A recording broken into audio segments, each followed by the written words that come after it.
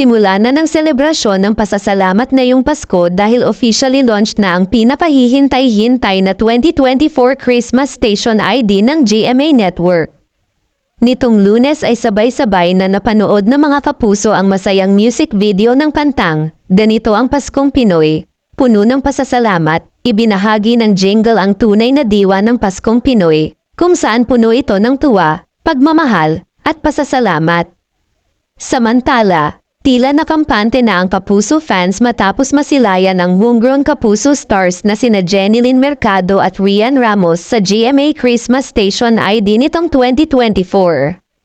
Taon-taon ay hinaabangan ng viewers ang Christmas Station ID ng bawat network, at ngayong 2024, dapat na raw mapalma ang fans nina Jen at Rian matapos silang maispatan dito.